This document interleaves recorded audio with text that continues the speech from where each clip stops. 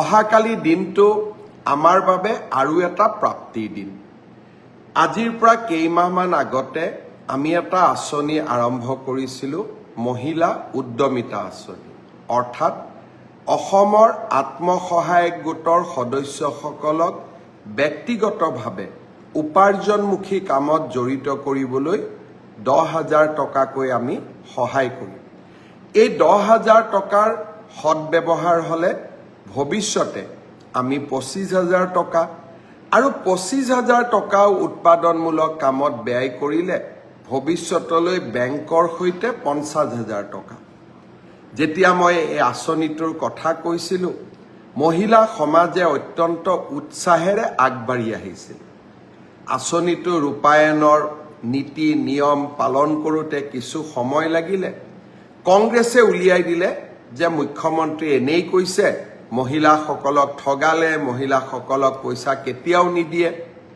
অহাকালি বিহালীত এই আঁচনিটোৰ আমি শুভ উদ্বোধন কৰিম। বিহালীত 23,000 মহিলাই এই আঁচনিটোৰ প্ৰথম পৰ্যায়ৰ 10,000কৈ টকা লাভ কৰিব। এই আঁচনিটোৰ জৰিয়তে অসমৰ আমি 27 লাখ মহিলাক 10,000 টকাকৈ প্ৰদান কৰিম, 2,700 কোটি টকা। আৰু নগৰ অঞ্চলতো 3 লাখ মহিলাক এই আঁচনি আমি প্ৰদান কৰিম, তাতো আমাৰ প্ৰায় 300 কোটি টকা।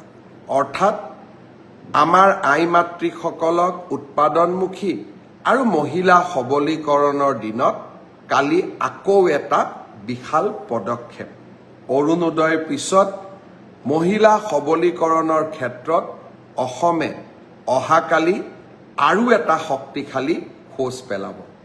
বিহালীৰ কালি সভাখনৰ বাবে নিশাটো অপেক্ষা কৰিম।